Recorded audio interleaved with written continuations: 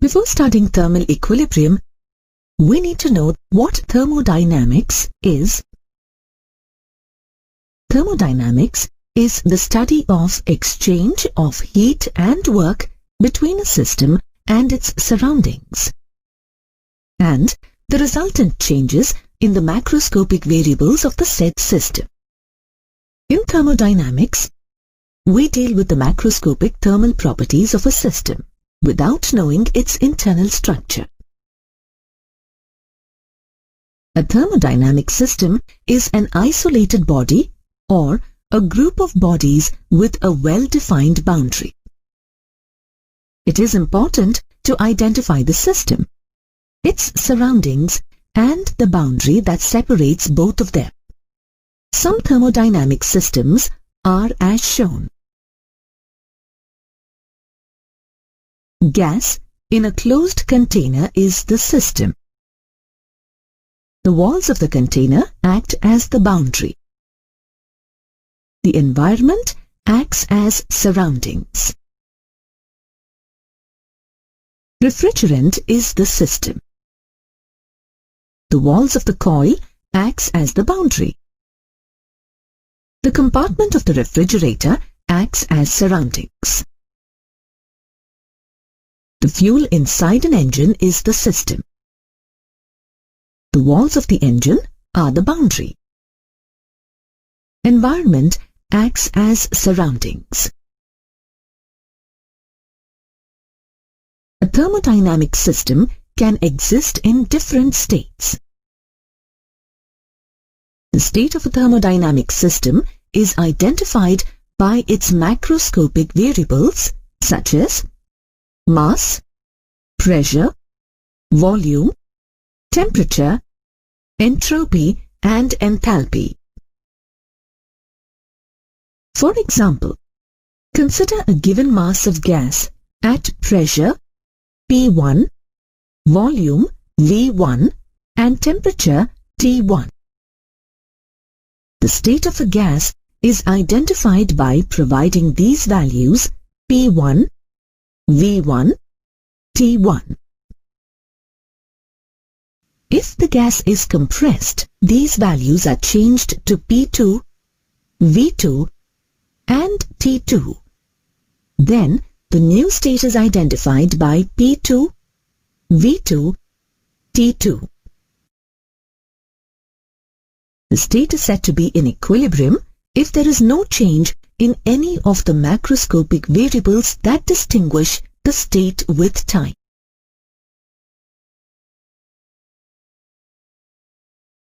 A system of gas in a container is said to be in equilibrium state if the pressure, volume, and temperature of the gas do not vary with time. The state of a system changes if the system exchanges heat with its surroundings, or when work is done by the system, or when work is done on the system. Whether a thermodynamic system can exchange heat energy with its surroundings or not depends on the nature of the boundary. An adiabatic wall does not allow any flow of heat through it, whereas a dithermic wall allows the flow of heat through it. That means an adiabatic wall acts like an insulating wall and a dithermic wall acts like a conducting wall. Consider a container with two chambers A and B separated by a partition. Take two gases in the two chambers, gas A and gas B. The state of a given mass of gas can be completely expressed by independent variables, pressure and volume.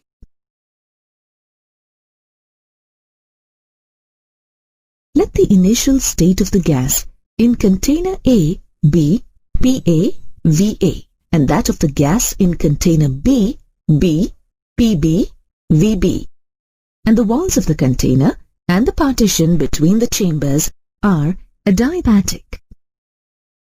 As time passes, since the walls and the partition between the chambers are adiabatic, there will be no change in any of the macroscopic variables of either gas A or gas B.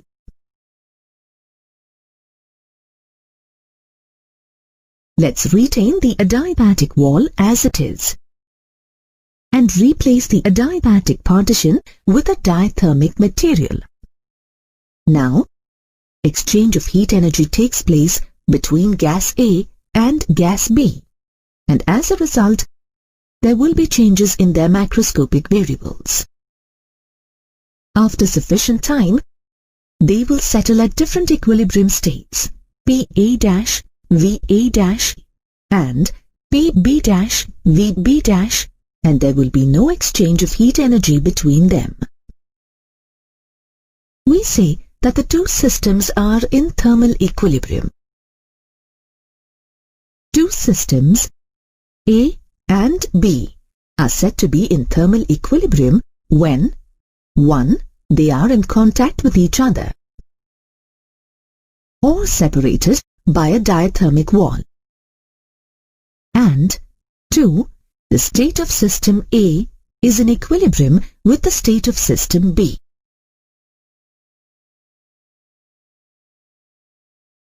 What will happen if we retain the adiabatic partition between the two chambers and replace the insulating walls with diathermic walls?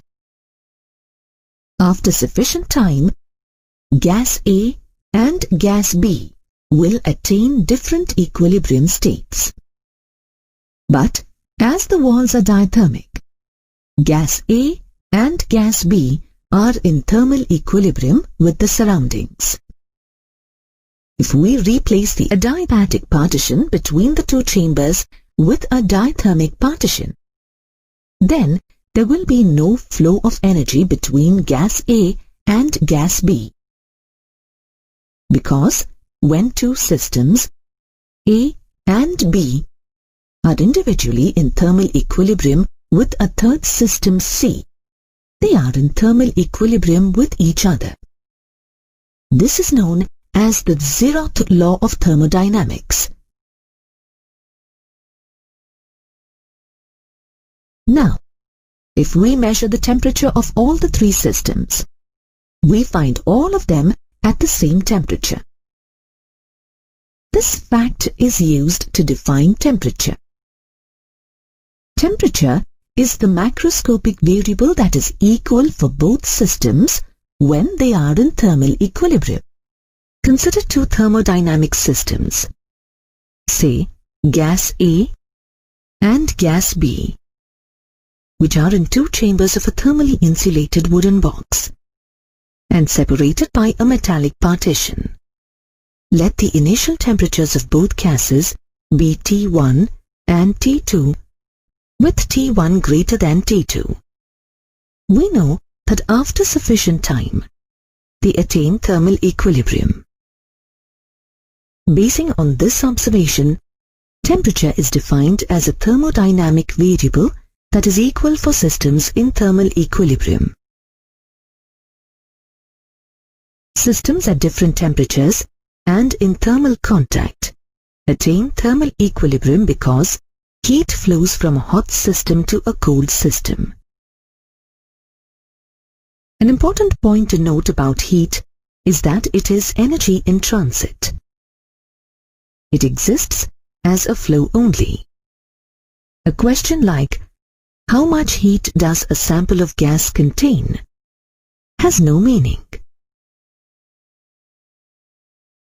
In thermodynamics, the energy possessed by a system is internal energy, usually denoted by U.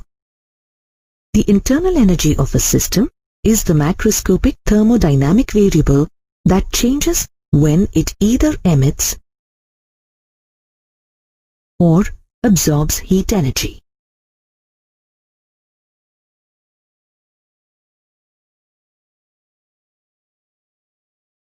For example, ice at 0 degrees Celsius converts to water at 0 degrees Celsius by absorbing heat energy. Though there is no change in the temperature, the internal energy of ice increases when it is converted to water. On the other hand, if water at 30 degrees Celsius is heated to water at 60 degrees Celsius, both the temperature and internal energy of water increases. At a microscopic level, the internal energy of a system is defined as the sum of kinetic energies of all its constituent molecules due to their translational, rotational, and vibrational motions, and the potential energies due to the interaction between these molecules. An important point to be noted is that the kinetic energy associated with the motion of the center of mass of the system does not influence its internal energy.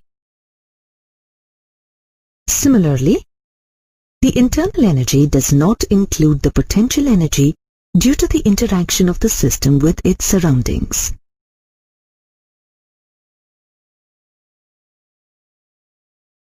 For example, take a system of gas in a container placed at a certain height. If the container is dropped, the kinetic energy of the center of mass of the system increases, but there will be no change in the internal energy of the gas. The gravitational potential energy of the system is greater when it is at a certain height than when it is on the ground. But the internal energy of the system is the same in both cases. Let us now look at another example in our daily lives. We all are familiar with the fact that our hands become warmer when we rub them together. Though there is no external supply of heat energy to the hands, the work done due to the friction between the hands makes them warmer. This implies that the internal energy of the hands, considered in this case as a system, is increased by doing work. That means that by doing work, we can change the internal energy of a system. Let us now consider a mass of gas enclosed in an airtight container with a movable piston as a system.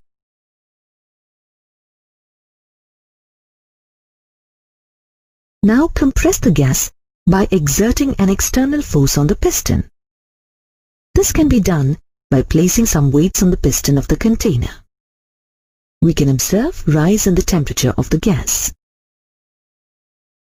When the gas is compressed, the external force due to the weights did some work, and as a result, the internal energy of the gas is increased. That means that when work is done on a system, its internal energy increases. Now, by removing the external force on the piston, if the gas is allowed to expand, the temperature of the gas decreases, indicating a reduction in its internal energy. Hence, when work is done by a system, its internal energy decreases. That means we have two different ways of changing the internal energy of a system. One by allowing the system to exchange heat with its surroundings, and the other by allowing it to do some work.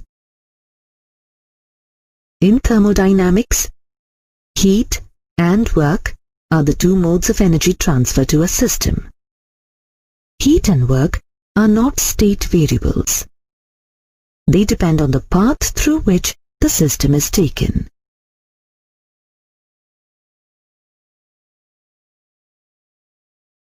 For example, consider a given mass of gas at an initial state described by P1, V1, T1.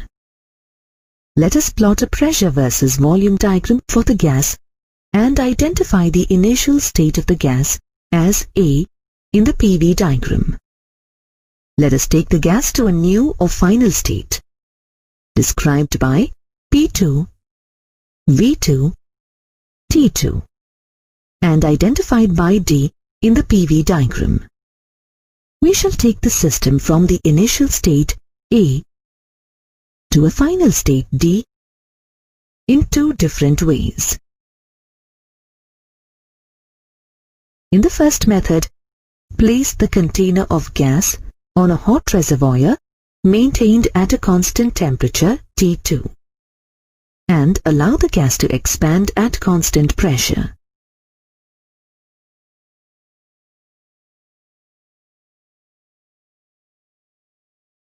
After sufficient time, the gas may be at a new state, identified by P1, V1-T2, and represented by point B in the PV graph.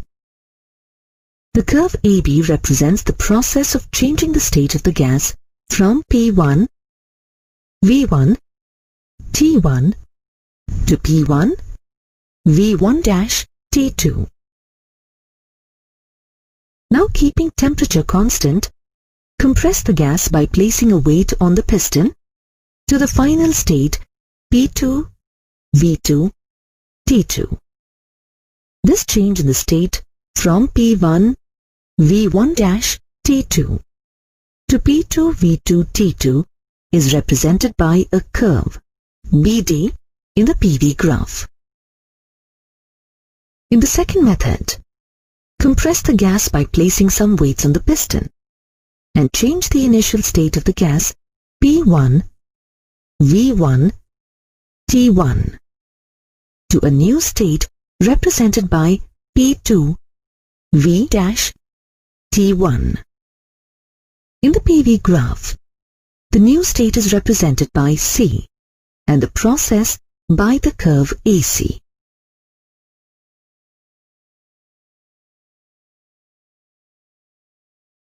Now place the container on the hot reservoir maintained at a constant temperature T2 and allow the gas to expand at constant pressure to reach the final state P2, V2, T2. This process is shown by the curve CD in the PV graph. In this experiment, we have taken the system from its initial state P1, V1, T1 to a final state P2, V2, T2 by two different paths represented by ABD and ACD. Heat exchanged by the system in taking it from A to B and then from B to D is different from the heat exchanged in taking it from A to C and then from C to D. Even the work done by the system in taking it from A to D through ABD is different from the work done when taking it through ACD. In this aspect, the internal energy is different. Internal energy is a state variable. The internal energy of a system depends only on its state and is independent of the path through which it is taken. For example, in the experiment described earlier, let the internal energy of the system at its initial state P1, V1, T1 be U1 and the final state P2, V2, T2 be U2. Whether the system is taken through ABD or through ACD, the internal energy of the system in its final state remains U2 and is thus independent of the path followed. You have already learnt that there are two different ways to transfer energy to a system. One is by heating the system and the other is by doing some work on the system. The internal energy of the system may change during this exchange of energy with the surroundings. The relationship between the three important physical quantities, heat, internal energy, and work, is expressed by the first law of thermodynamics. The first law of thermodynamics states that the change in the internal energy of a system is equal to the heat absorbed by the system minus the work done by it on the surroundings.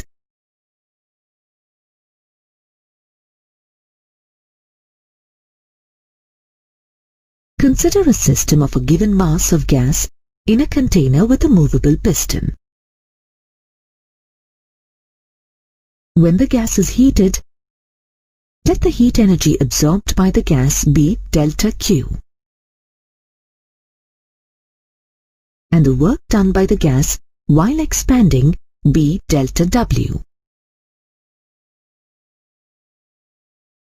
During this entire process, if the change in the internal energy of the gas is delta U, then, according to the first law of thermodynamics, delta U is equal to delta Q minus delta W, or delta Q is equal to delta U plus delta W. Note that the first law of thermodynamics is an expression of the general principle of conservation of energy.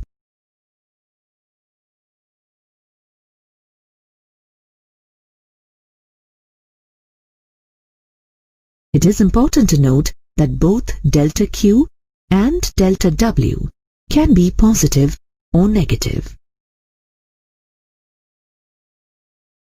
If heat is absorbed by the system, then delta Q is positive, and if heat is emitted by the system, then delta Q is negative. Similarly, if work is done by the system, then delta W is positive, and if work is done on the system, then delta W is negative.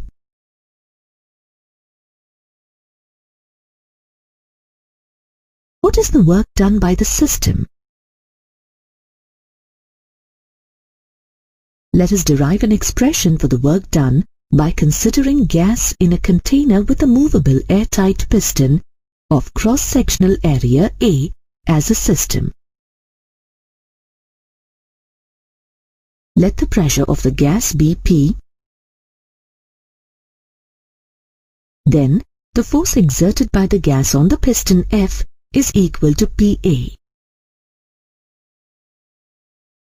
If we assume that the force has pushed the piston through a small distance delta x,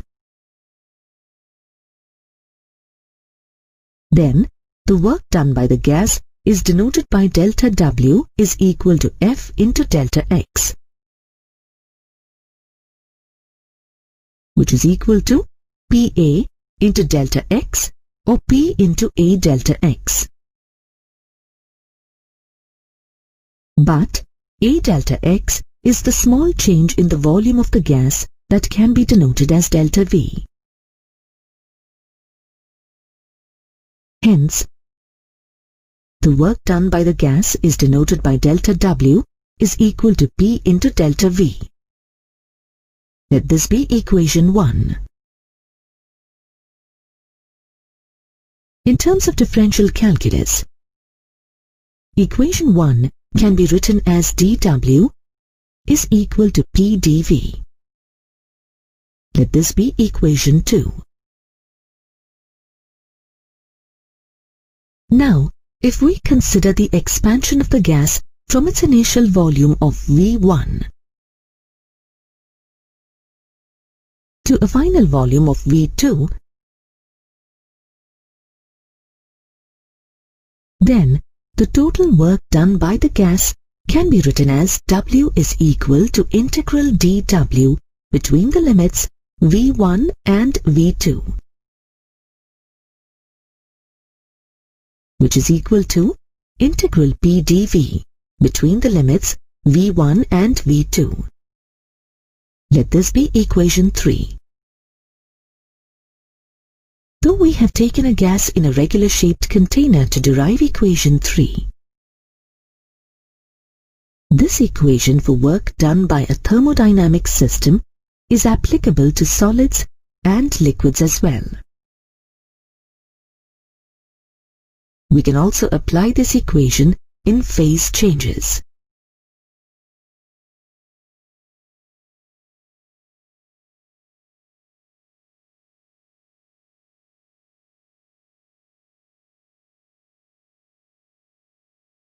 If a thermodynamic process is represented by a pressure P versus volume V graph, then the work done by the system can be graphically found. If during a process the volume of the system changes from V1 to V2, then the work done by the system is the area bound by the PV curve and the V-axis. For the given range of change in the volume of the system, let us apply the law to solve a problem. If 1 kilogram of ice at 0 degrees Celsius melts to water at 0 degrees Celsius at normal atmospheric pressure, what is the change in its internal energy? Given that the density of ice and water are 920 kilograms per cubic meter and 1000 kilograms per cubic meter respectively, and the latent heat of fusion for water is 335,080 joules per kilogram. Given mass of the ice m is equal to 1 kg, density of the ice d I is equal to 920 kg per meter cube. Density of the water dW is equal to 1000 kg per meter cube. Latent heat of fusion LF is equal to 335,080 joules per kilogram. On absorbing heat, the ice melts to water. If the heat absorbed by the ice is delta Q, then delta Q is equal to m into LF, which is equal to 335,080 joules. Let this be equation 1.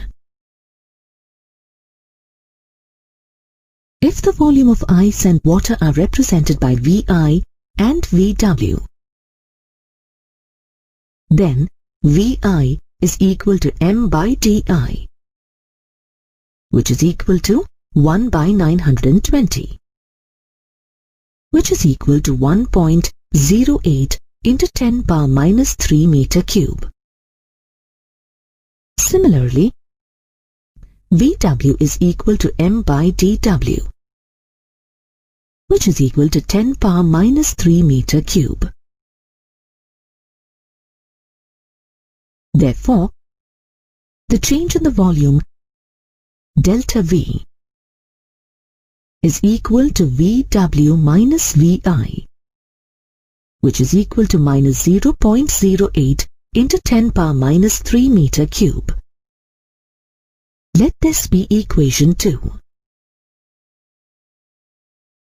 As the melting of ice has taken place at atmospheric pressure P equal to 1.013 into 10 power 5 Pascal, the work done by the system in the process delta W is equal to P delta V, which, on substituting the values and simplifying, gives minus 8.104 joules. Let this be equation 3. Now we can apply the first law of thermodynamics to find the change in the internal energy of the ice. As per the first law of thermodynamics, delta U is equal to delta Q minus delta W. Substituting the values of delta Q and delta W from equations 1 and 3 and simplifying, we have the change in internal energy delta U is equal to 335,088.1 joules. Earlier, you studied that gases have two types of molar specific heat capacities. One is Cp, the molar specific heat capacity at constant pressure, and the other Cv, the molar specific heat capacity at constant volume. Now let us use the first law of thermodynamics to derive the relationship between Cp and Cv for an ideal gas.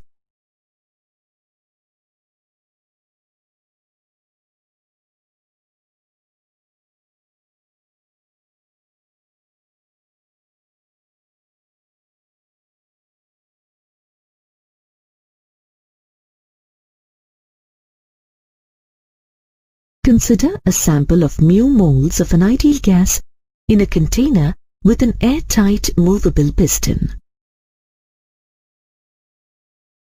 On heating, the gas expands at constant pressure. Let the heat absorbed by the gas be delta Qp, where the subscript P indicates that the heat absorbed is at constant pressure, and the change in temperature is delta T.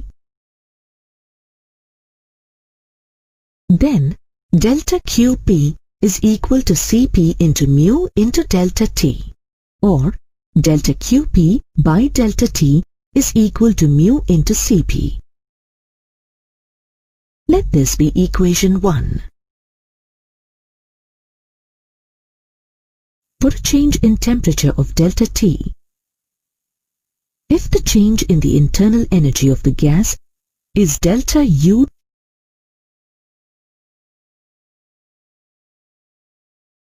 then, as per the first law of thermodynamics, we have delta Qp is equal to delta U plus P delta V, or delta Qp by delta T is equal to delta U by delta T plus P into delta V by delta T.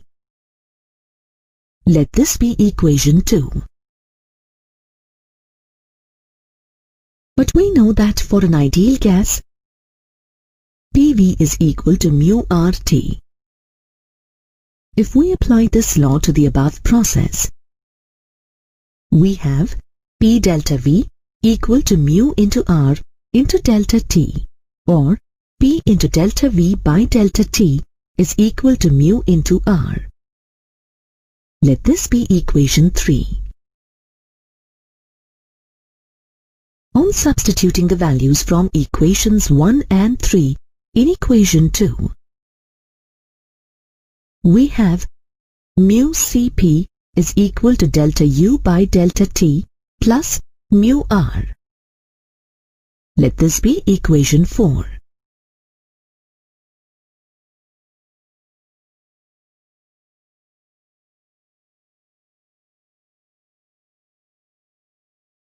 Now, as a second case, let the same gas be heated at a constant volume.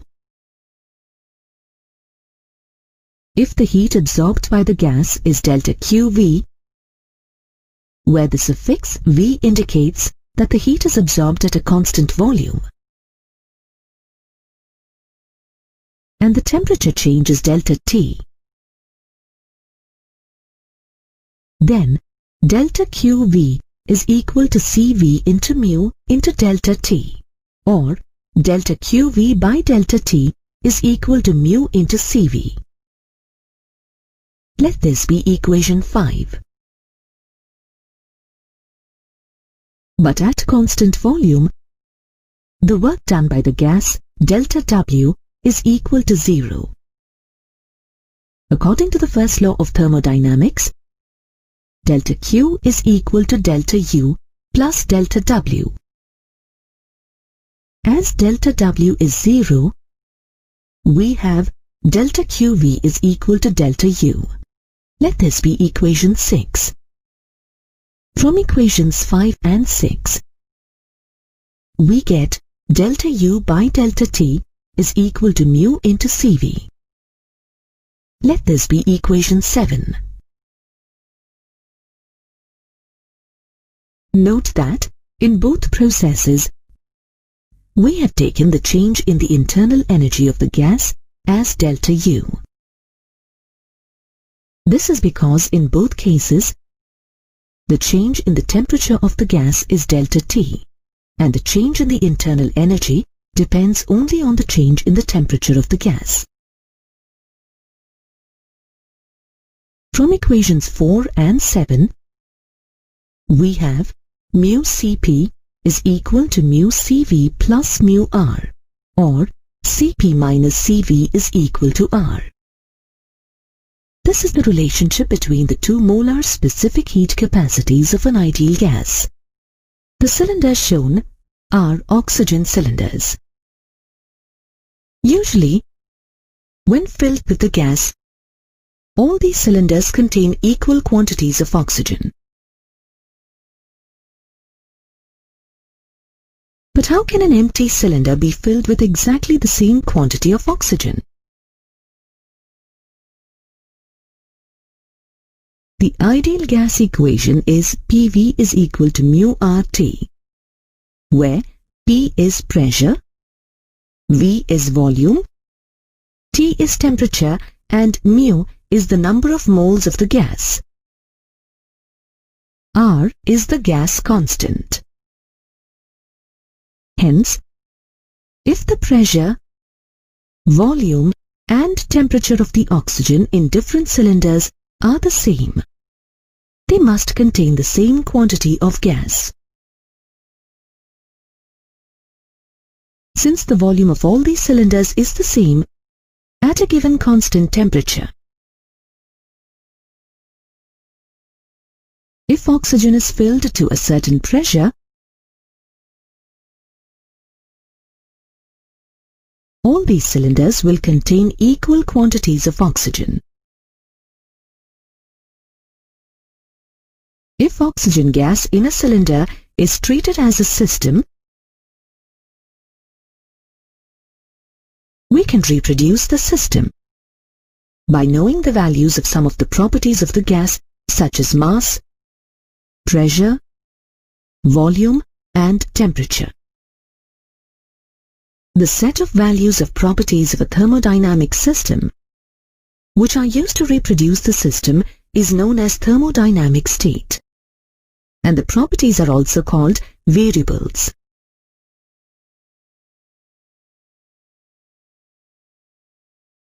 The state of the oxygen gas in a cylinder is expressed by providing values of its pressure, volume, and temperature. If the values are P, V, and T, then the state is represented by P, V, T.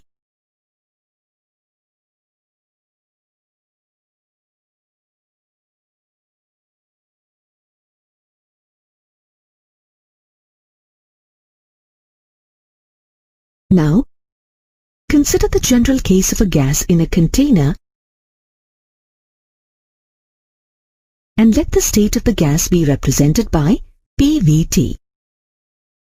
If the variables that describe the state PVT have uniform values throughout the system and they do not change with time, the system is said to be in equilibrium state.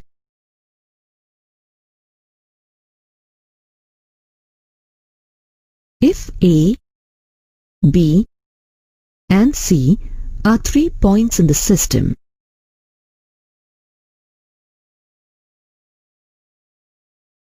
and PA, PB, and Pc are the pressure of the gas at A, B and C, and Ta, Tb and Tc are the temperatures of the gas at A, B and C respectively, and if the state of the gas PVT is in equilibrium state, then Pa is equal to Pb is equal to Pc is equal to P, and Ta is equal to Tb is equal to Tc is equal to T.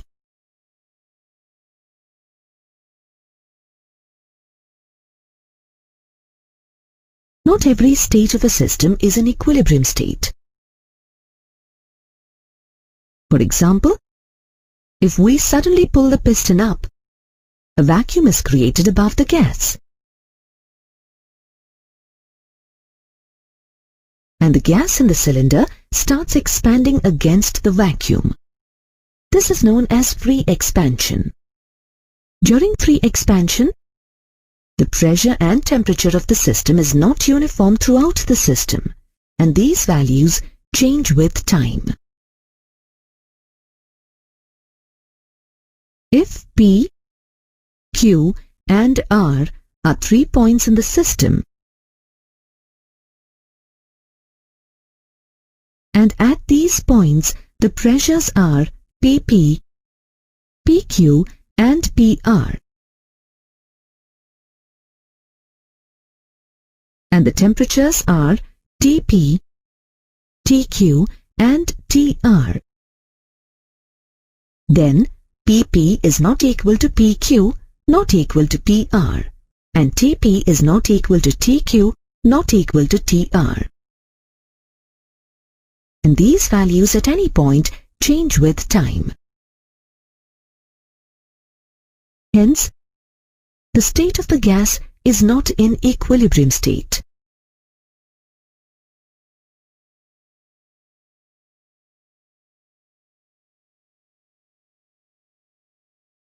If the piston is completely removed, after some time, the gas is in mechanical and thermal equilibrium with its surroundings. If the pressure of the system is equal to the external pressure, then the system is said to be in mechanical equilibrium. And if the temperature of the system is equal to the temperature of the surroundings, then the system is said to be in thermal equilibrium with its surroundings. The variables that describe equilibrium state of a thermodynamic system are known as thermodynamic state variables. For example, if the pressure, volume and temperature of a given quantity of gas in a container is denoted by P1, V1 and T1, then its equilibrium state can be identified by P1, V1, T1, and P1, V1 and T1 are the state variables of this system. During any thermal process, if the equilibrium state of a system is changed, this is described by a change in the values of the state variables. If the gas in the container is compressed, and as a result if the pressure, the volume and temperature of the gas are changed from P1, V1, T1 to P2, V2 and T2 respectively, then the new equilibrium state is expressed by P2, V2, T2. As the name suggests, state variables of a system depend only on the state of the system,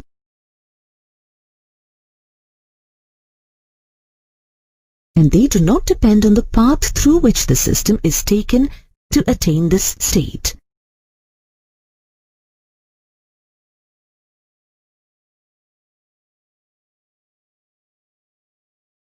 all the variables that describe an equilibrium state of a system may not be independent of each other. If pressure, volume, and temperature of a given sample of gas in a container describe its equilibrium state, then the volume of the gas depends on its pressure and temperature.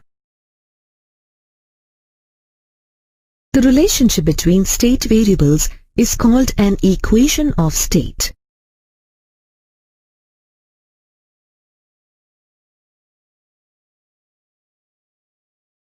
For a sample of mu moles of an ideal gas in a container, the ideal gas equation PV is equal to mu RT is the equation of state. From this relation, we can understand that of the three variables P, V and T, only two are independent and the third one depends on these independent variables. In the case of real gases, the size of the molecule is not negligible compared to the average separation between them. And the intermolecular attraction is also not negligible. By taking the above two facts into consideration, van der Waals has derived an equation of state for a real gas, which is P plus A by V square, V minus B is equal to mu RT, where A and B are constants. The constant A is related to the average force of attraction between the molecules, and the constant B is related to the total volume of the molecules.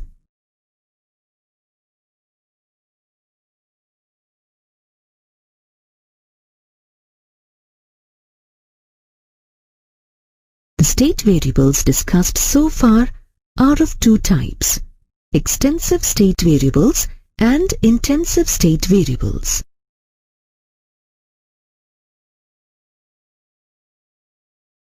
A state variable that depends on the size of the system is called an extensive variable. For example, the volume of a system depends on its size and hence it is an extensive variable. Mass and internal energy are other examples of extensive variables.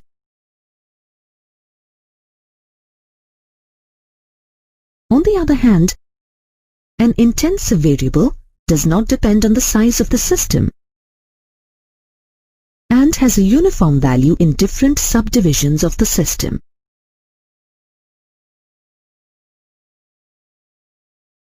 The pressure of the gas and temperature of the gas do not depend on the size of the system, and hence they are intensive variables.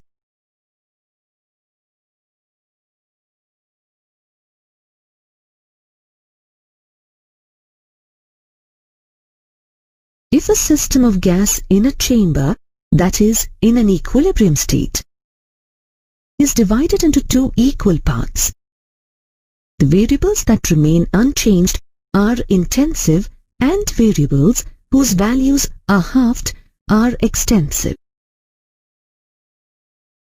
We can see that there will be no change in the pressure, density and temperature of the gas. Hence, pressure, density and temperature are intensive variables. On the other hand, mass, volume and internal energy are halved and hence these are extensive variables. In any thermodynamic equation, quantities on both sides of the equality symbol must be either extensive or intensive. For example, the quantities on both sides of the following equation are extensive. Delta Q is equal to delta U plus P delta V, where delta Q is the heat exchanged, delta U is the change in internal energy, P is the pressure, and delta V is the change in volume of a gaseous system. Here, as delta Q depends on the mass of the system, it is extensive, and though P is intensive, the product P delta V is. Let us first learn about the quasi-static process. Consider a wooden box with two chambers separated by a wooden partition. A sample of a gas is filled in the first chamber, and there is a vacuum in the second chamber. Let the equilibrium state of the gas in the first chamber be expressed as P1, V1, T1. If the partition is suddenly removed, the gas starts expanding freely against the vacuum. During this free expansion, the pressure and temperature of the gas are not uniform throughout. For example, if A, B, and C are three different locations within the box as shown, then the pressure and temperature at A, B, and C are different. Since the pressure and temperatures are not uniform throughout the system, the gas in free expansion is in a non-equilibrium state. Eventually, after sufficient time, the gas may settle at a final equilibrium state, P2, V2, T2.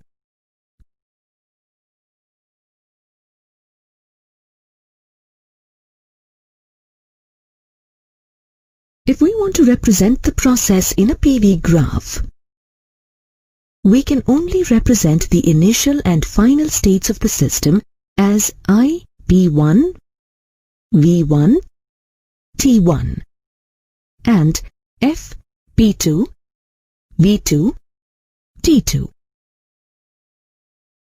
We cannot identify the intermediate states as they are non-equilibrium states, and hence they do not have a well-defined pressure and temperature. Hence, in thermodynamics, it is always difficult to deal with systems in non-equilibrium states. As a consequence, a quasi-static process, an idealized process in which the system is in an equilibrium state at every stage, is defined. Let us understand what a quasi-static process is. Now, let us imagine that the vacuum chamber of the box we have considered earlier has a large number of similar partitions.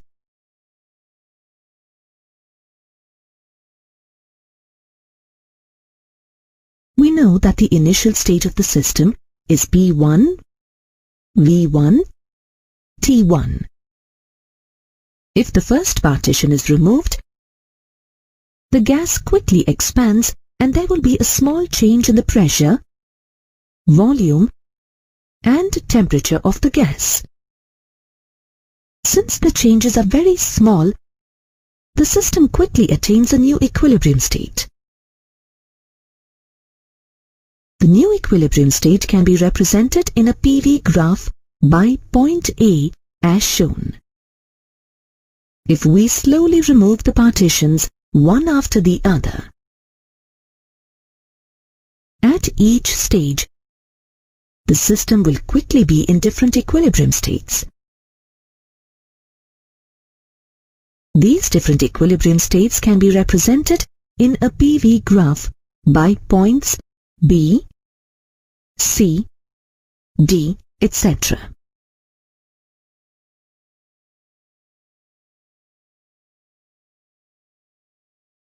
When all the remaining partitions are also slowly removed one after the other,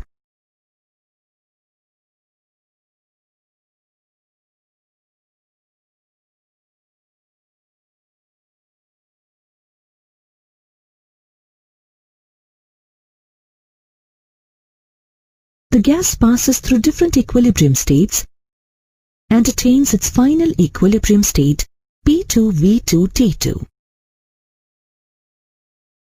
The same thing can be graphically represented in a PV diagram as shown. The process we have shown is an idealized process in which the system is in equilibrium state at every stage. Such a process is called a quasi-static process.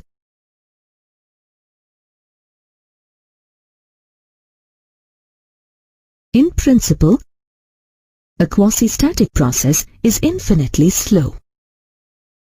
As a result, the variables of the system change so slowly that at any intermediate stage, its state is an equilibrium state. This means that at every stage, the system is in thermal and mechanical equilibrium with its surroundings. In practice, a process that is sufficiently slow and with very small differences in the pressure and temperature between the system and its surroundings is a good approximation of an ideal quasi-static process. For example, if we want to take a sample of a gas in a container with a light movable piston, from an initial state P1T1 to a final state P2T2 through a quasi-static process,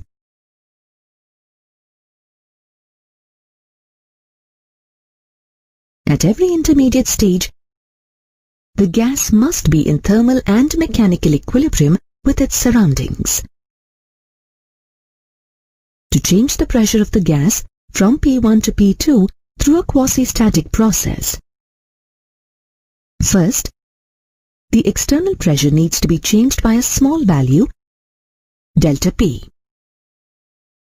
Then, allow the gas to equalize its pressure with that of the surroundings. Again, change the external pressure by a small value.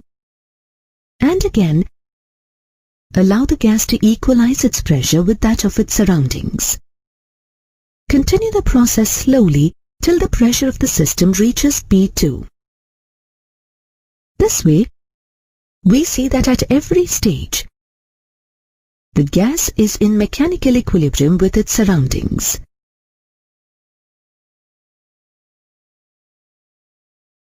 In the same way, to change the temperature from T1 to T2 through a quasi-static process, the temperature of the surrounding reservoir must be changed by a small quantity, delta T. By choosing reservoirs of progressively different temperatures, the temperature of each varying by a small quantity delta T,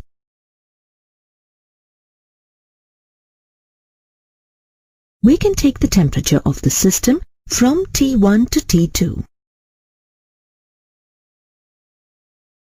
Usually, for our study of thermodynamics, we deal with quasi-static processes only.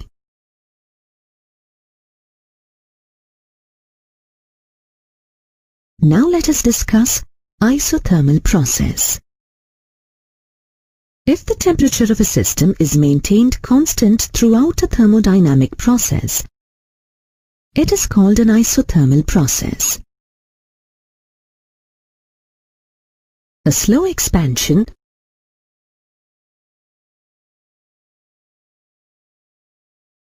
or contraction of a gas in a container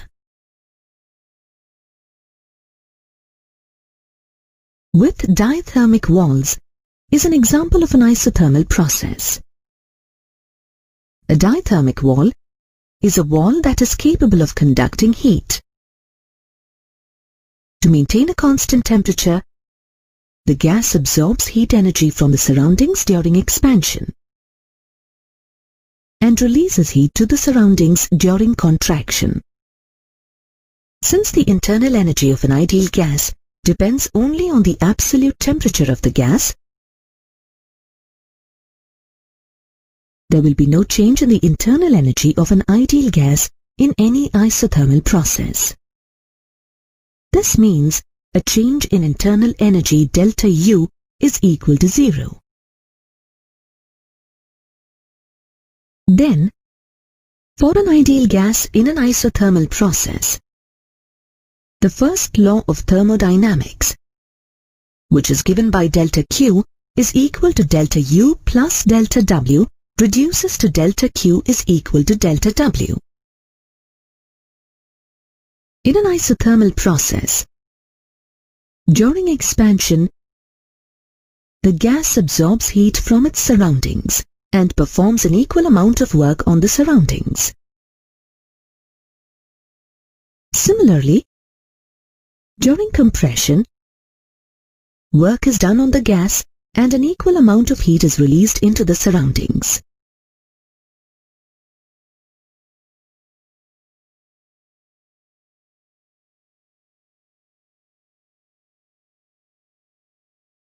Now, let us find a mathematical expression for the work done by a system in an isothermal process. Consider mu moles of an ideal gas in a container that is at an initial state of P1, V1, T. The equation of state is denoted by the equation PV is equal to mu RT. Assume that the gas is isothermally taken to a final state P2V2T by expanding the gas. At an intermediate state, if the pressure of the gas is P and the change in its volume is delta V, then the work done by the gas during this process delta W is equal to P delta V. Then, the total work done by the gas during the entire process, in which the volume of the gas is changed from V1 to V2 W, is equal to integral V1 to V2 dW, or W is equal to integral V1 to V2 P dV. But P is equal to mu RT by V.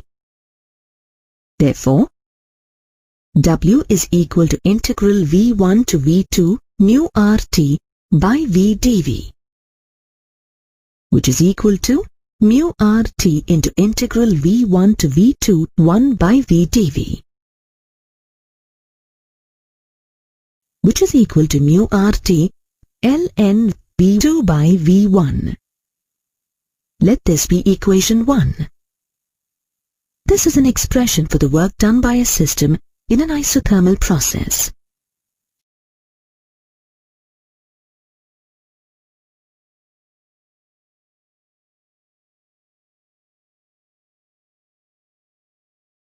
The PV graph of a system passing through a process at a fixed temperature is called an isotherm. In the graph shown, we have 4 isotherms representing the behavior of a given quantity of an ideal gas at 4 different temperatures.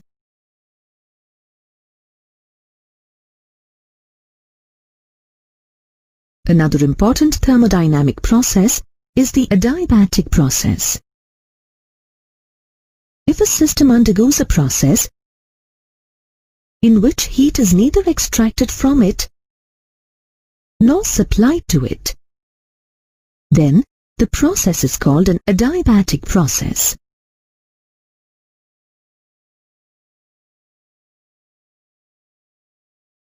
This means that for an adiabatic process, delta Q is equal to 0. And the first law of thermodynamics reduces to delta U is equal to minus delta W. In an adiabatic process, the internal energy of a system increases if work is done on the system and decreases if work is done by the system.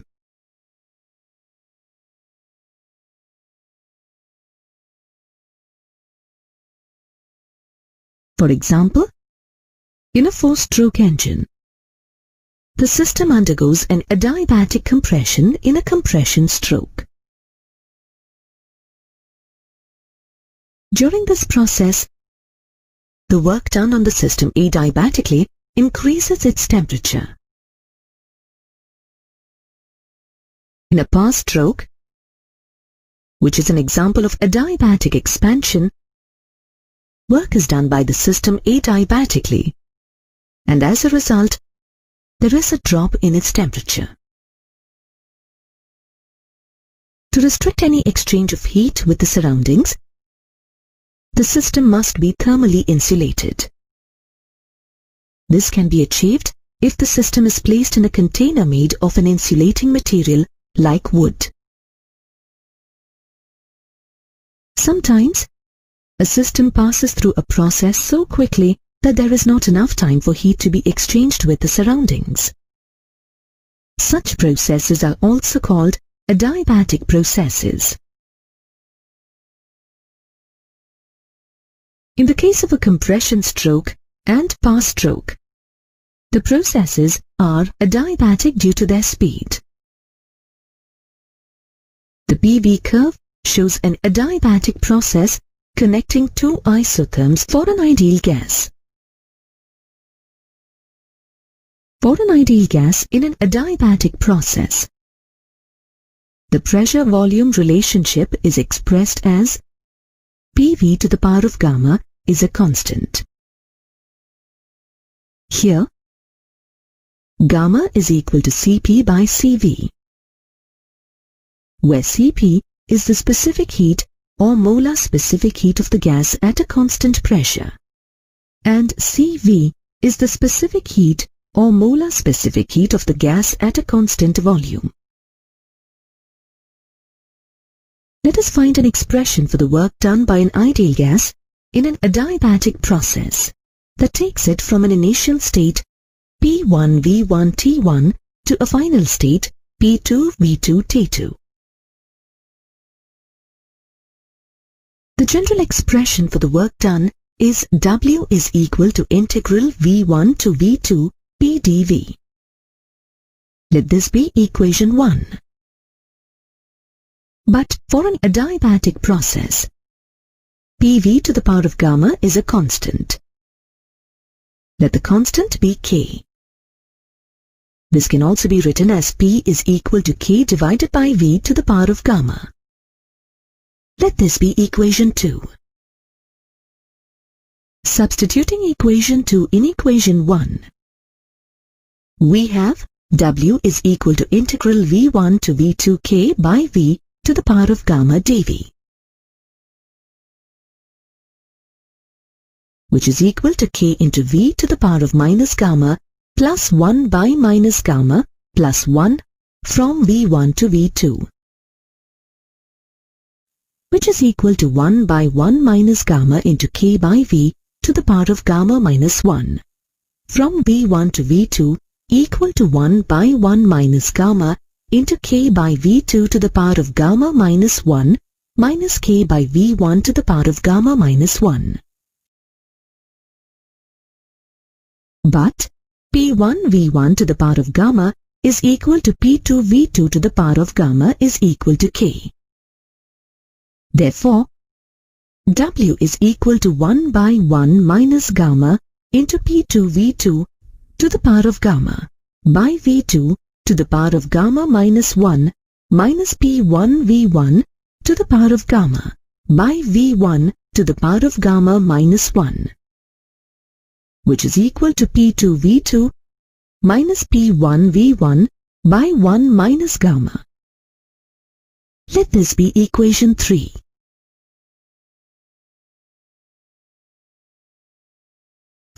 This is the expression for the work done by an ideal gas in an adiabatic process. We know that according to the ideal gas equation, P1V1 is equal to mu RT1 and P2V2 is equal to mu RT2. On substituting these equations in the above equation, we have W is equal to mu R into T2 minus T1 by 1 minus gamma. Equations 3 and 4 are the mathematical expressions for the work done by a system in an adiabatic process.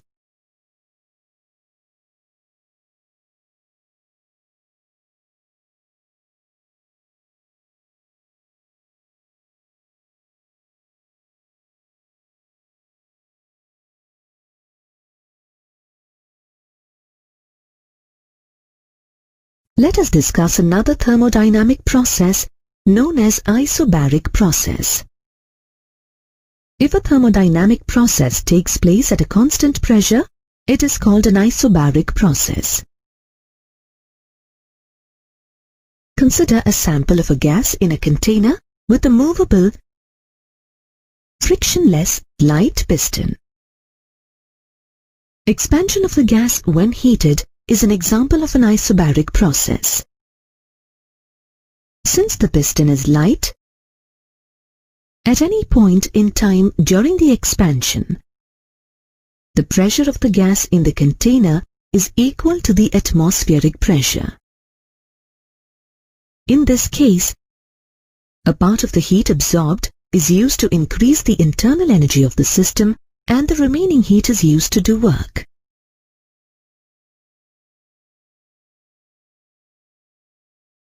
The work done by a system in an isobaric process is W is equal to P delta V, which is equal to P into V2 minus V1. If the system is an ideal gas, then PV is equal to mu RT. Then the work done by an ideal gas in an isobaric process is W is equal to mu R into T2 minus T1. The PV curve for an isobaric process is a straight line parallel to the axis representing the volume of the system. Another important thermodynamic process is an isochoric process. In an isochoric process, the volume of the system remains constant. Heating a gas in a box of fixed volume is an example of an isochoric process. For an isochoric process, delta V is equal to 0. Therefore, the work done by a system in an isothermal process, delta W is equal to P delta V, which is equal to 0. The heat absorbed by the system is completely used to change its internal energy. This means that for an isochoric process, delta Q is equal to delta U. The PV curve for an isochoric process is a straight line parallel to the axis represented by pressure of the system. The adjacent graph shows all the 4 important processes we discussed in a PV diagram. We know that mechanical energy is required to run many machines. But major sources of energy, like fossil fuels, can generate heat energy. A device that converts heat energy into mechanical energy is called a heat engine. A steam engine, diesel engine, and a petrol engine are some examples of heat engines.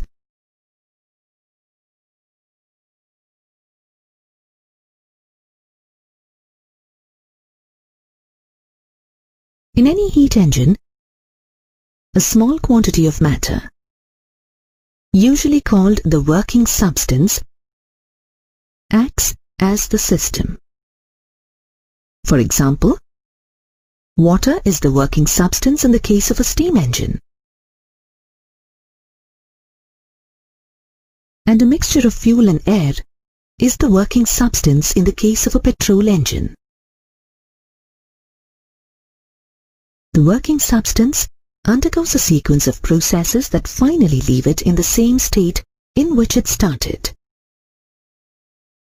Such a process is called a cyclic process.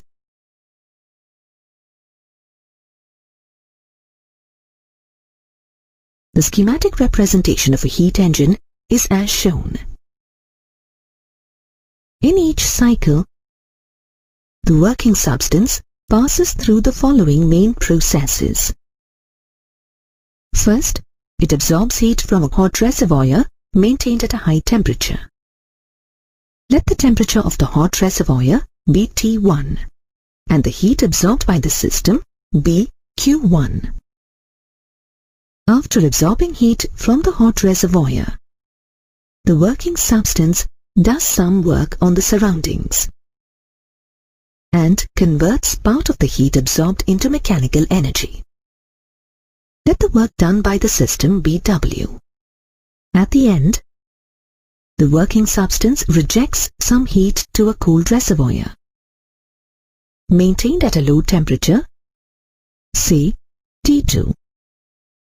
Let the heat rejected to the cold reservoir be Q2. Again, the working substance goes through the same cycle. To get the required mechanical energy, the working substance goes through the same cycle repeatedly. In a cyclic process, the initial and final states of the system are the same, and hence there will be no change in its internal energy. That means delta U is equal to 0. But according to the first law of thermodynamics, we have delta Q is equal to delta U plus delta W. Therefore, for a cyclic process, delta Q is equal to delta W. As the heat absorbed and heat rejected by the system is Q1 and Q2 respectively, delta Q is equal to Q1 minus Q2. Since the work done by the system is W, we get Q1 minus Q2 is equal to W. Let this be equation 1. The efficiency of heat engine is defined as the ratio of the work done by the system to heat absorbed. Efficiency eta is equal to work done by heat absorbed, which is equal to W by Q1. But as per equation 1, W is equal to Q1 minus Q2. Therefore, eta is equal to Q1 minus Q2 by Q1, which is equal to 1 minus Q2 by Q1. Let this be equation 2. If Q2 is equal to 0, then the efficiency of the heat engine becomes 1 or 100%. This means, if we can construct a heat engine which converts the total heat it absorbed into work, then its efficiency is 100%. But in practice, it is not possible to construct a heat engine with 100% efficiency.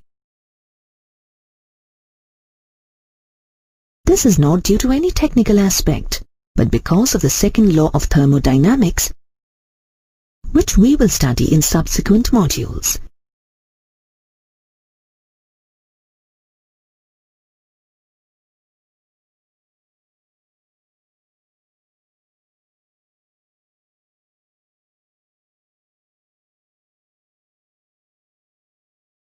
There are two different types of heat engines. One type is the internal combustion heat engine. Diesel and petrol engines are examples of internal combustion engines, and the other type is the external combustion heat engine. The steam engine is an example of an external combustion engine. Let us discuss a 4-stroke petrol engine. This is also called an auto engine as it was first invented by Otto in 1876. The engine consists of a steel cylinder with a movable piston. The piston is connected externally to a crankshaft. There are two valves fixed at the top of the cylinder, I and E. Valve I is used to allow fuel into the cylinder, and valve E is used as an outlet of burnt gases. S is the spark plug used to produce electric sparks. The working of the petrol engine can be described in the following 4 steps.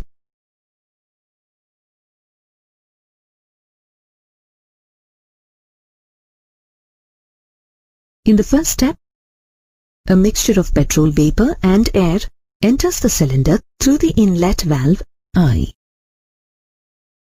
During this process, the piston moves down, and this is called the intake stroke.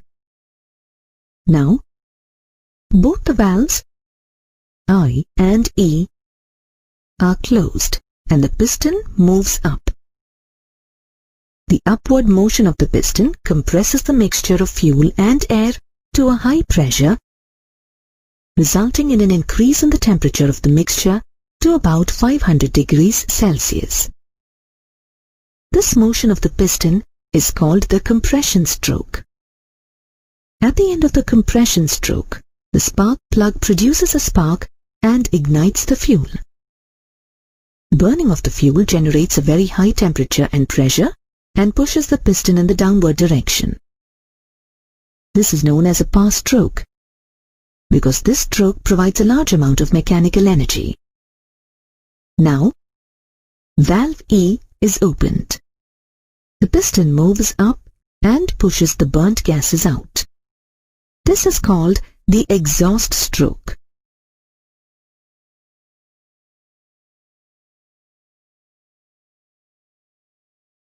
In every cycle, the piston repeats all these 4 strokes.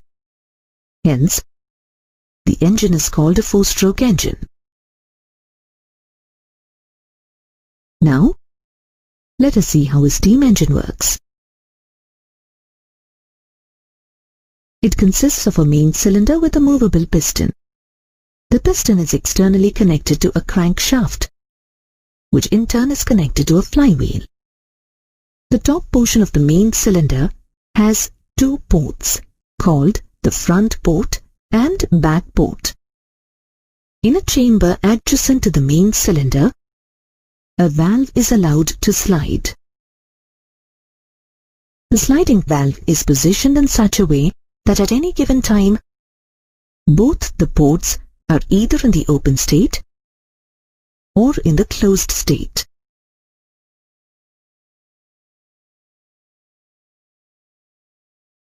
At the top of the chamber, there is a steam inlet and a steam outlet through which steam is allowed to enter or leave the cylinder respectively. The flow of steam into the main cylinder is controlled by the movement of the valve. Now, let us study the working of the steam engine. Since the required steam is generated in an external furnace, this is called an external combustion engine.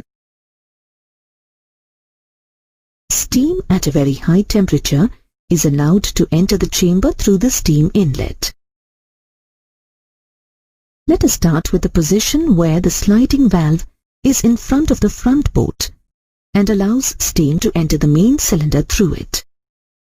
As the steam enters the main cylinder through the front port, it pushes the piston backwards. During its backward movement, the piston pushes the used steam out through the back port. Slowly, the valve starts moving backwards and the steam in the cylinder expands and pushes the piston further backwards. As the valve moves further backwards, the steam flows into the main cylinder through the back port, and it starts pushing the piston in the forward direction. The piston pushes the exhaust gas through the front port. Again, By moving the valve forward, we are back at the initial position. The repeated movement of the piston makes the flywheel rotate.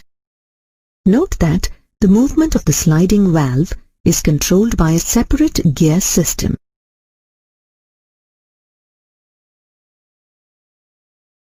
The movement of the valve is used to control the steam that enters the main cylinder and the speed with which the piston oscillates.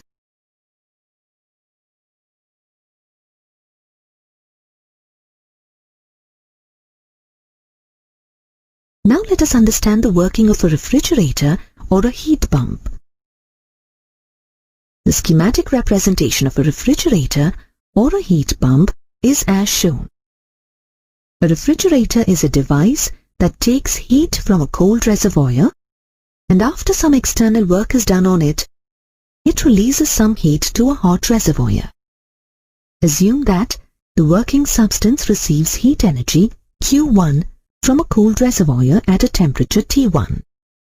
And after W work is done on the system, it rejects heat energy of Q2 to a hot reservoir at a temperature T2. The coefficient of performance alpha of a refrigerator is defined as the ratio of heat taken from the cold reservoir to the work done. Alpha is equal to Q1 by W. But as per the law of conservation of energy, Q2 minus Q1 is equal to W. Therefore, alpha is equal to Q1 by Q2 minus Q1. Let us understand the working of a refrigerator. The working substance in a refrigerator is called a refrigerant, and in many refrigerators, ammonia is used as the refrigerant. The main parts of a refrigerator are the compressor, expansion valve, and heat exchanging pipes. The liquid refrigerant, while passing through the heat exchange pipes located inside, absorbs heat and evaporates. The vapor, which is at a low pressure, then enters the compressor. The compressor does some work on the vapor, and as a result, the pressure and temperature of the vapor increases substantially. The high-pressure hot vapor then passes through the exchange pipes located outside and releases heat energy to the surroundings. During the process, the hot vapor condenses to liquid. Then, the liquid refrigerant passes through the expansion valve, and due to sudden expansion, it cools further. In this way, the refrigerant absorbs heat from the cooler inside regions of the refrigerator and releases it to the hotter outside regions. Earlier, you learned that the efficiency of a heat engine eta is equal to 1 minus Q2 by Q1, where Q1 is the heat absorbed by the system from a hot reservoir, and Q2 is the heat released by the system to a cold reservoir. If Q2 is equal to 0, then the efficiency of the heat engine is 1 or 100%. Such a heat engine is called a perfect heat engine. This means a perfect heat engine can convert all the heat absorbed into work without any transfer of heat to the cold reservoir. Can a perfect heat engine be constructed? No. Every attempt to construct such a perfect heat engine has failed. In fact, the reason may not be technical. It may be of fundamental nature. For example, if an engine can convert all the heat to work, it need not take heat from a hot reservoir. But it could absorb heat from its surroundings and convert it into work. If that were possible, a car engine could have taken heat from the surroundings and run the vehicle without burning fuel.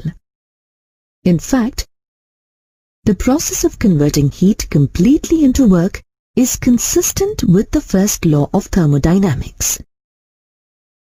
But it seems that nature has put a constraint on such processes.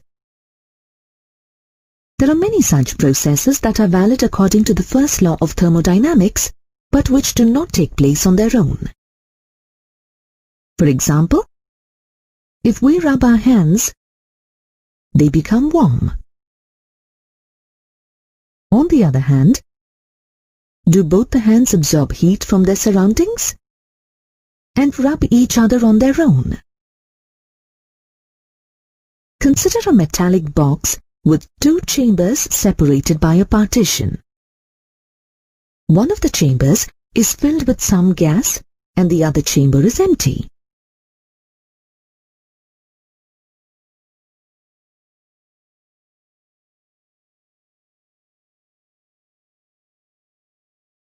If the partition is lifted, we all know that the gas diffuses to the other chamber.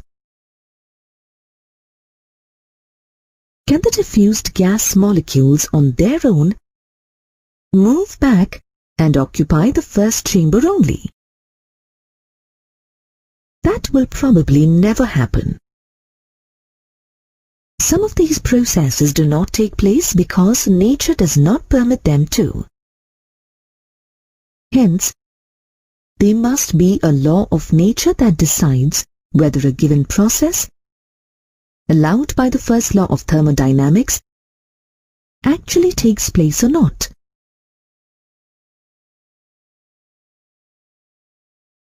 The second law of thermodynamics is the principle of nature, which disallows certain processes from taking place even though they are consistent with the first law of thermodynamics.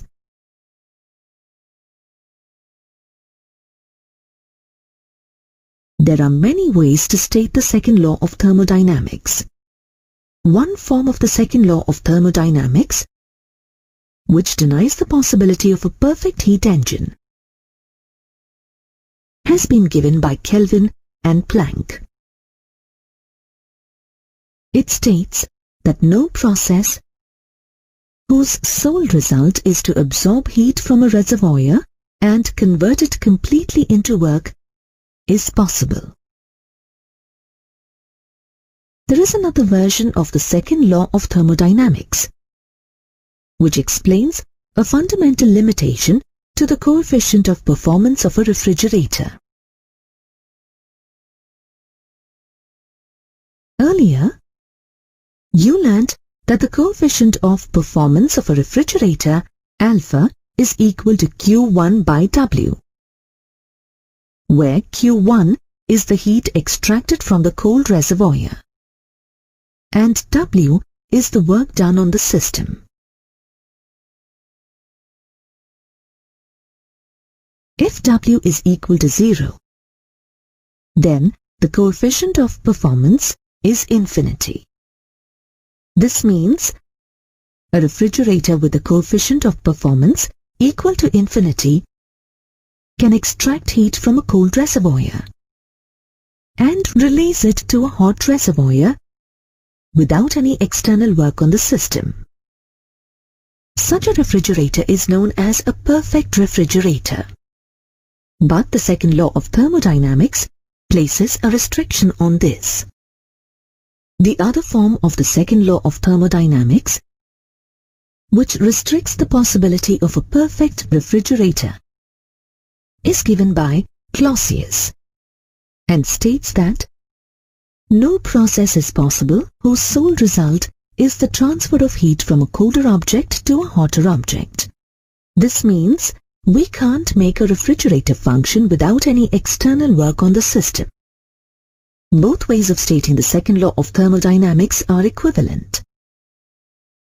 Any one form of the law can be logically derived from any other form. Let us assume that the statement given by Clausius is wrong, and there exists a perfect refrigerator that absorbs Q1 heat from a cold reservoir at temperature T2 and releases the same to a hot reservoir at a temperature T1. Let there be a heat engine working between the same two temperatures T1 and T2. Let us also assume that this heat engine absorbs heat energy of Q1 plus Q2 from the hot reservoir, does some work W, and returns heat Q1 to the cold reservoir. If we take the combination of these two, the net effect is the absorption of heat Q2 from the hot reservoir, which is converted completely into work W. We can have a perfect heat engine. That means that if one form of the second law of thermodynamics is violated, and the other form is also violated. The first law of thermodynamics is a statement of the law of conservation of energy, according to which energy can neither be created nor destroyed. Whereas, the second law of thermodynamics restricts the availability of energy and the ways in which it can be used and converted.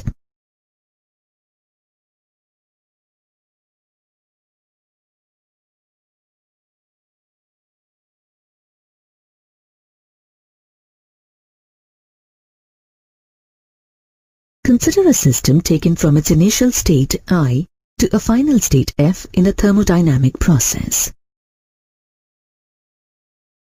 Let us represent the process in a PV diagram as shown. The process is called a reversible process. If the system and its surroundings can be brought back to the initial states without causing any change anywhere else in the universe. But many natural processes are not reversible. For example, when coal is burnt, it converts to ash and carbon dioxide and in the process releases some heat.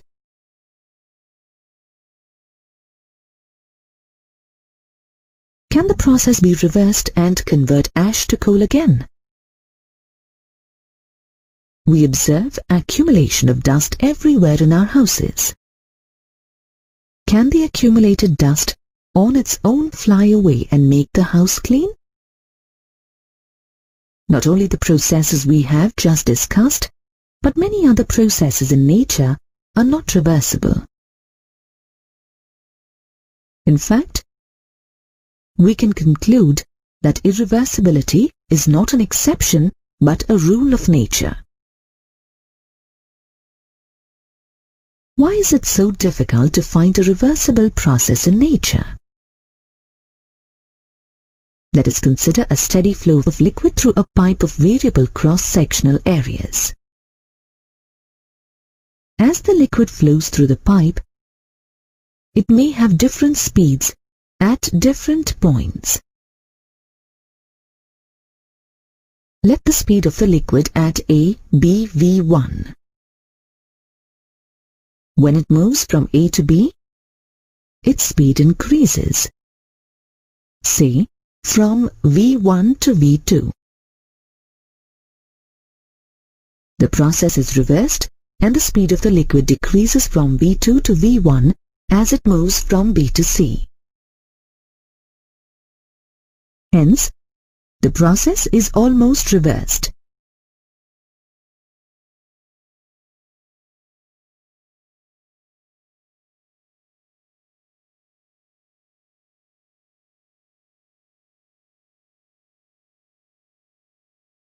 The complete reversibility of this process is possible only if the liquid is non-viscous.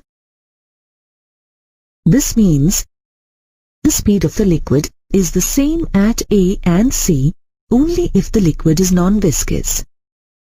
However, in real life, this does not happen. Because of the dissipative effects due to friction, viscosity, etc., complete reversibility is not possible. As we can only minimize the effects of dissipative forces and cannot completely eliminate them, most processes in nature are irreversible. There is another cause for irreversibility that arises due to the system passing through non-equilibrium states. When the system is passing through non-equilibrium states, we cannot identify the intermediate states of the system precisely. As a result, we can't identify the correct path through which the system has passed, while changing from the initial state I to the final state F. Hence, reversibility of the process is very difficult.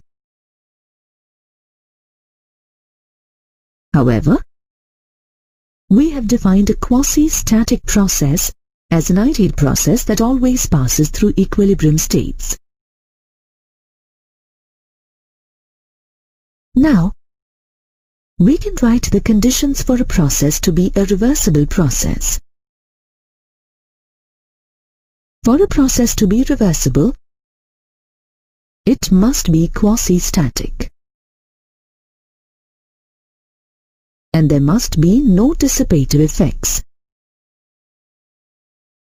Like a quasi-static process, a reversible process is also an ideal one. For example, consider an ideal gas in a container with a frictionless movable piston. A quasi-static expansion or compression of this gas is an example of a reversible process. According to the second law of thermodynamics, we cannot construct a heat engine with 100% efficiency. So, what is the maximum efficiency of a heat engine? If a heat engine working between two temperatures, T1 and T2, passes through idealized reversible processes, then the heat engine achieves the highest efficiency possible. Much before the concepts of thermodynamics were established, Nicolas Léonard Sade-Carnot, a French physicist, proposed a hypothetical ideal heat engine that works with maximum possible efficiency. A hypothetical reversible heat engine operating between two temperatures is called a Carnot engine. To get the maximum possible efficiency, all the processes involved in the working of the Carnot engine operating between two temperatures must be reversible. Since all the processes are reversible, there will be no dissipative effects. We know that a process is reversible only when it is quasi-static. In a quasi-static process, the system will always be in thermal and mechanical equilibrium with its surroundings. There are two processes in which a heat engine exchanges heat with the surroundings. In one process, the heat engine absorbs heat from a hot reservoir at temperature T1. And in the other process, it releases heat to a cold reservoir at temperature T2. Since the system must be in thermal equilibrium, these two processes need to be isothermal. There must be two more processes. In the first process, the temperature of the system changes from T1 to T2. And in the other process, the system is taken back from T2 to T1. Since there is no exchange of heat involved in these two processes, they must be adiabatic. The cycle of two isothermal and two adiabatic processes through which the working substance of a Carnot engine passes is known as the Carnot cycle. Let us now discuss the sequence of steps involved in each Carnot cycle. Consider mu moles of an ideal gas in a container with a movable, airtight, smooth, frictionless piston as the working substance.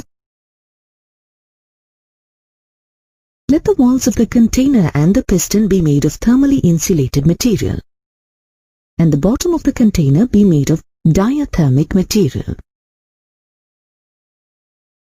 Assume that the initial state of the system is P1, V1, T1 and is identified by point A in the PV diagram. Note that the gas is in a compressed state because of some tiny weights on the piston. In the first step, place the container on a hot reservoir which is at a constant temperature T1, and slowly remove some of the tiny weights one after the other, and allow the gas to expand isothermally. During this expansion, let the state of the gas change to P2, V2, T1, which is identified by point B in the PV diagram. Let the heat absorbed by the gas be QAB and the work done by the gas be WAB. For an isothermal process, there is no change in the temperature of the system, and hence the change in the internal energy is zero. Therefore, the heat absorbed by the system is equal to the work done by it. Therefore, for an isothermal process, the work done by the system WAB is equal to mu R T1 ln V2 by V1. Let this be equation 1.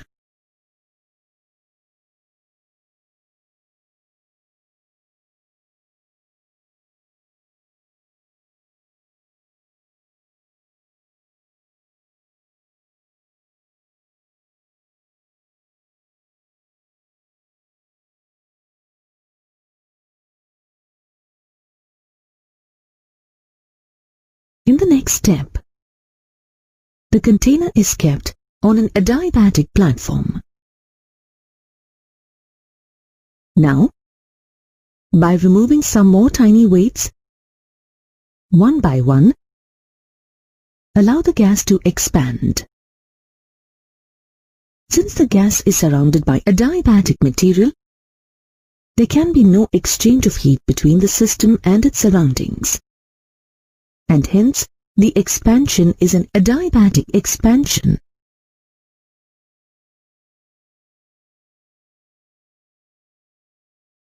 Let us assume that this adiabatic expansion has taken the system from B P2 V2 T1 to C P3 V3 T2, and that this is represented by the BC curve in the PV diagram.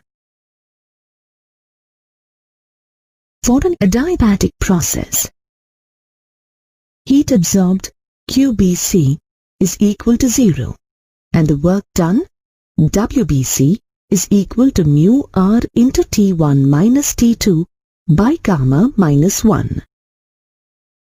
Let this be equation 2.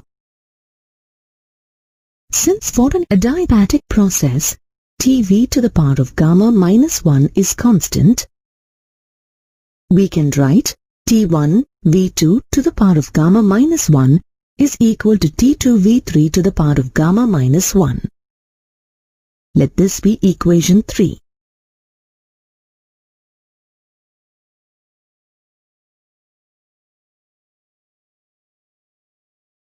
In the next step, let us place the container on a cold reservoir, which is at temperature T2.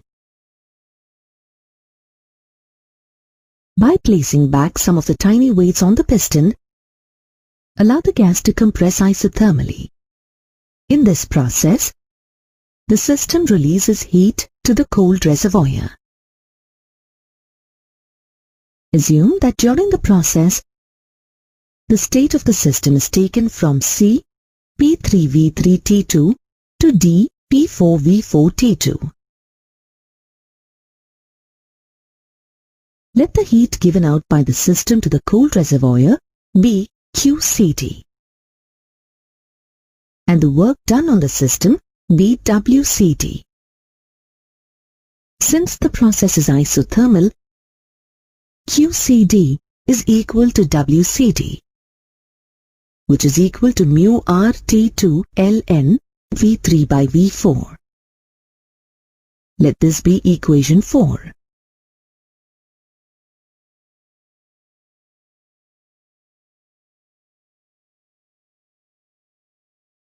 In the final step, place the container on an adiabatic platform once again and compress the gas by adding small weights one by one. This adiabatic compression has taken the state of the gas from dP4V4T2 to AP1V1T1. The work done on the system, WdA, is equal to mu R into T1 minus T2 by gamma minus 1. Let this be equation 5. As the process is adiabatic, we can write T2V4 to the power of gamma minus 1 is equal to T1V1 to the power of gamma minus 1. Let this be equation 6.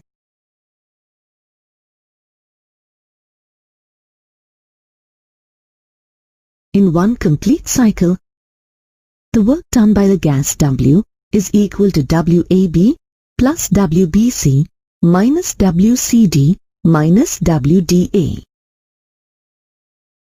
Note that we have taken the negative sign for WCD and WDA as the work is done on the system during the compression. On substituting the values from equations 1, 2, 4 and 5, we get W is equal to mu RT1 into ln of V2 by V1 plus mu R into T1 minus T2 by gamma minus 1 minus mu RT2 into ln of V3 by V4 minus mu R into T1 minus T2 by gamma minus 1. On simplification, we get W is equal to mu RT1 into ln of V2 by V1 minus mu RT2 into ln of V3 by V4. Let this be equation 7. We know that the efficiency of the heat engine, eta, is equal to the ratio of the work done by the system to the heat absorbed by the system. The total work done is W, and the total heat absorbed is QAB. Note that heat is absorbed only during the process AB. In processes BC and DA, no heat is exchanged since they are adiabatic. And in process CD, heat is released. Hence, these three processes are not considered. Therefore, efficiency is equal to W by QAB. Substituting the values for W and QAB from equations 7 and 1, and on further simplification, we have eta is equal to 1 minus T2 by T1 into ln of V3 divided by V4 by ln of V2 by V1. Let this be equation 8. Equation 3 can be rewritten as V2 by V3 is equal to T2 by T1 to the power of 1 by gamma minus 1. Let this be equation 9. Similarly, equation 6 can be rewritten as V1 by V4 is equal to T2 by T1 to the power of 1 by gamma minus 1. Let this be equation 10. From equations 9 and 10, we have V3 by V4 is equal to V2 by V1. Let this be equation 11. From equations 8 and 11, we get eta is equal to 1 minus T2 by T1. Let this be equation 12. Hence, the efficiency of the Carnot engine eta is equal to 1 minus T2 by T1. We know that the Carnot cycle is a reversible cycle. Every process of the cycle is a reversible process. If each step of the Carnot cycle is reversed, we get a reversible refrigerator that receives QCD heat from a cold reservoir at a temperature of T2, and after work W is done on the system, it releases heat of QAB to the hot reservoir at a temperature T1.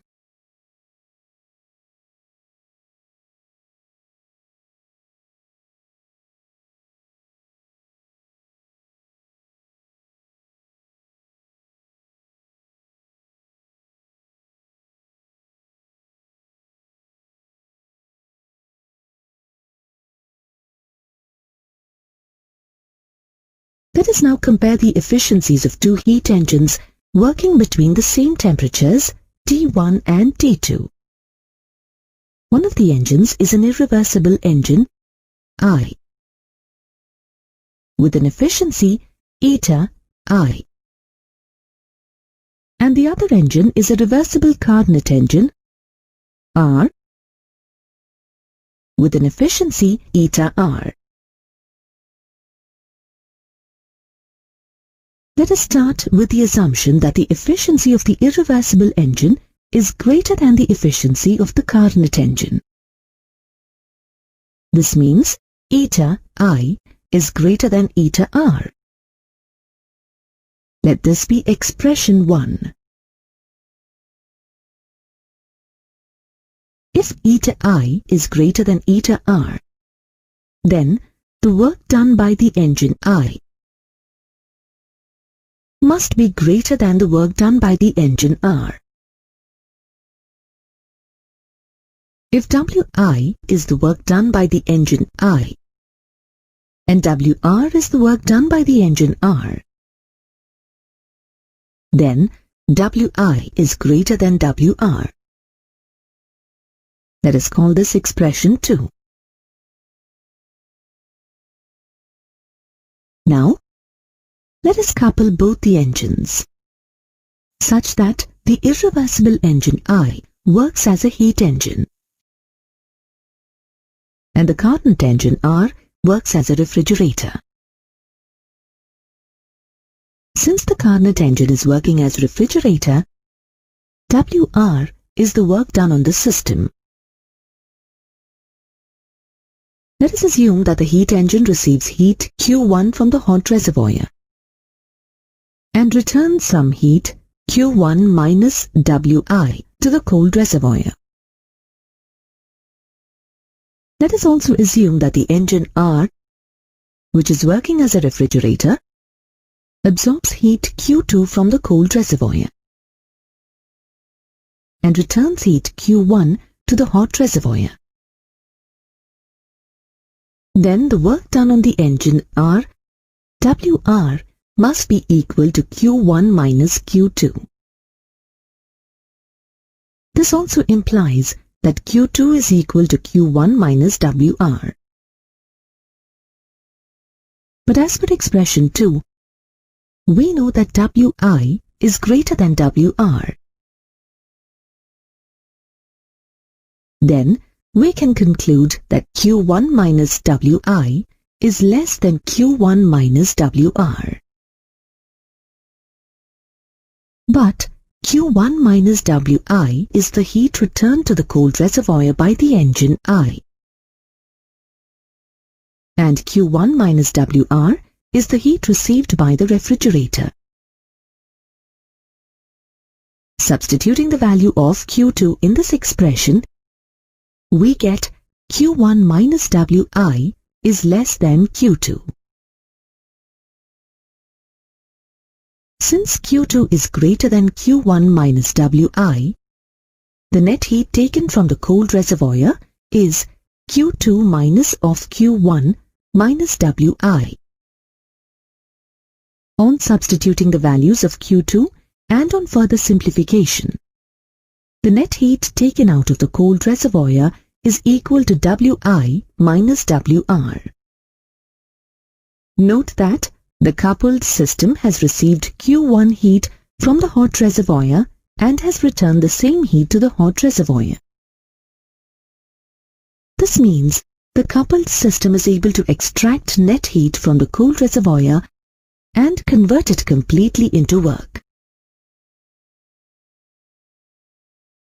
This is a violation of the second law of thermodynamics. This means our earlier assumption that eta I is greater than eta R, or the irreversible engine is more efficient than the reversible Carnot engine, is wrong. This conclusion leads us to Carnot's theorem. It states that working between a given set of temperatures, no engine can have an efficiency greater than that of the Carnot engine. It also states that the efficiency of the Carnot engine is independent of the nature of the working substance. Though we use the ideal gas equation while deriving equation 12, it must be true for any working substance. If we compare equation 12 with the equation eta is equal to 1 minus Q2 by Q1, we get Q2 by Q1 is equal to T2 by T1. Note that this relationship Q2 by Q1 is equal to T2 by T1 is a universal relationship and is independent of the nature of the system.